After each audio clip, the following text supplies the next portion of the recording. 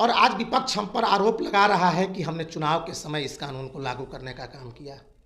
Sir ये विपक्ष का ही सवाल नहीं है, ये पूरी जनता का सवाल है कि आखिर चुनाव के समय ही क्यों, 4 साल पहले भी ये लागू की जा सकती थी। नहीं, देश की जनता, देश की 140 करोड़ जनता मोदी जी के कार्यों, उनके विकास कार्यों, उनके जन कल्याणकारी कार्यों, उनकी नीतियों के साथ है। ये देश की जनता नहीं पूछ रही है। देश की जनता यह पूछ रही है कि जब 1955 में सीएए कानून इस देश में आया और कांग्रेस की शासन थी, तो 70 वर्षों तक कांग्रेस ने इस देश में सीएए कानून को लागू करने का काम क्यों नहीं किया। मैं कांग्रेस के नेताओं से पूछना चाहता हूं और देश की जनता भी अब पूछ रही है। अरे देश के प्रधानमंत्री आदरणीय नरेंद्र मोदी जी ने तो 70 वर्षों के बाद साहस करके एक ऐतिहासिक निर्णय को, एक ऐतिहासिक संशोधन को, एक ऐतिहासिक नियम को इस देश में लागू करने का काम किए, तो विपक्ष को तो बौखलाहट होगी ही। आज के 100 वर्ष पूर्व भारतीय जनता पार्टी के संस्थापक सदस्य पंडित दीनदयाल उपाध्याय श्यामा प्रसाद मुखर्जी जी ने कल्पना की थी कि इस देश में एक निशान, एक विधान, एक प्रधान चलेगा। हमने धारा 370 समाप्त करके, भारतीय जनता पार्टी ने 370 धारा समाप्त करके उसको पूरा करने, अपने वादे को पूरा करने का काम किया।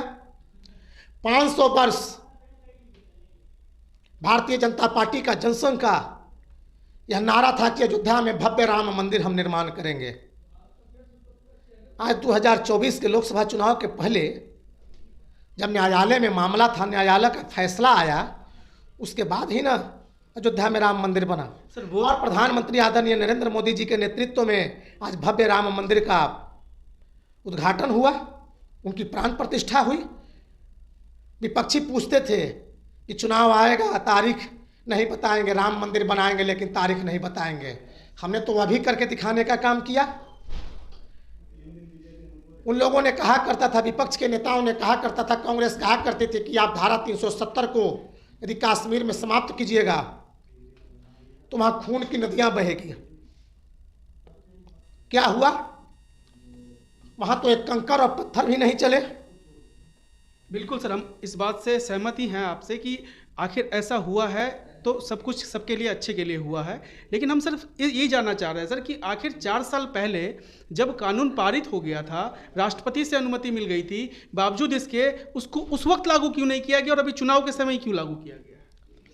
देखिए, कानून में कई तरह के, सर 4 साल का लंबा वक्त तो नहीं लगेगा, कैसे भी कानून में प्रक्रियाएं होंगी तब भी। नहीं, मेरा 1 मिनट। आज जो विपक्ष इतना कोहराम मचाए हुए है, या विपक्ष जो हाय तौबा किए हुए हैं, क्यों? क्या यह कानून किसी की नागरिकता लेने का कानून है क्या? क्यों? उन्हें क्यों तकलीफ हो रहा है? उन्हें क्यों आपत्ति है? यह कानून तो किसी को नागरिकता देने के लिए है, और वैसे लोगों को नागरिकता देने के लिए है जो पाकिस्तान, बांग्लादेश, अफगानिस्तान में अल्पसंख्यक रूप में रह कर के यातना का जीवन, यातना दरिंदगी का जीवन व्यतीत करते थे। क्या क्या उन पर अत्याचार होता था जी। मैं आपको बता देना चाहता हूं सर तो ये तो जिस समय 2019 में सदन में यह कानून पास हो रहा था, जी।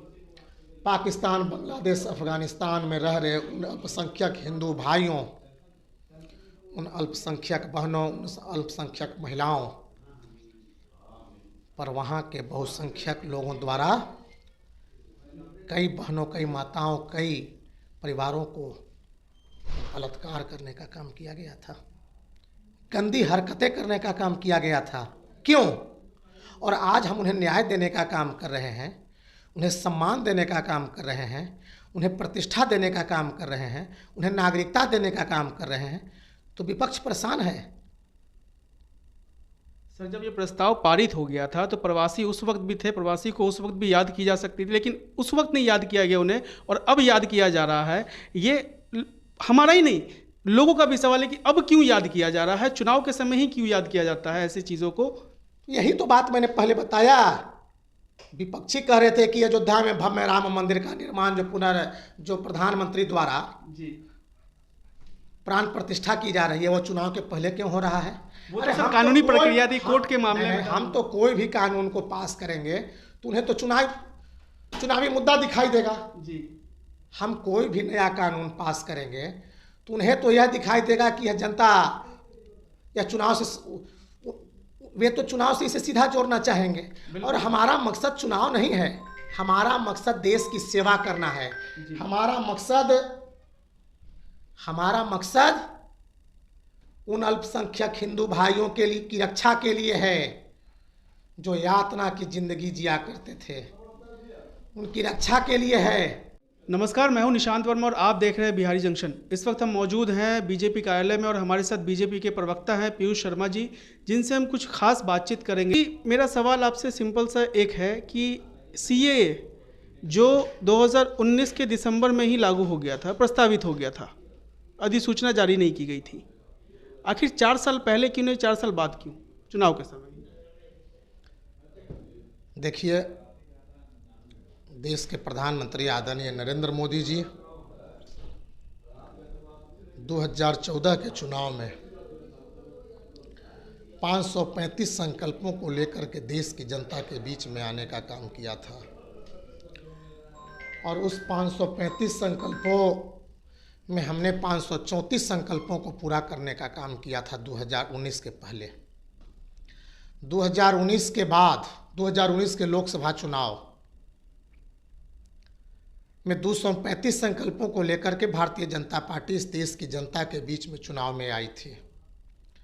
उस 235 संकल्पों में 225 संकल्पों को हमने पूरा करने का काम किया, अर्थात 2014 के चुनाव में 99.99% और 2019 के चुनाव में 95% संकल्पों को भारतीय जनता पार्टी, देश की मोदी सरकार ने पूरा करने का काम किया। उन संकल्पों में ही एक संकल्प भारतीय जनता पार्टी का, देश के प्रधानमंत्री आदरणीय नरेंद्र मोदी जी का सीएए कानून को लागू करना था। आपने सही कहा, 2019 के दिसंबर माह में ही लोकसभा के द्वारा इस कानून को पास करा दिया गया था और देश के महामहिम राष्ट्रपति द्वारा इस कानून को मान्यता मिल गई थी। लेकिन हमने इस कानून को अभी देश में लागू करने का काम किया और आज विपक्ष हम पर आरोप लगा रहा है कि हमने चुनाव के समय इस कानून को लागू करने का काम किया।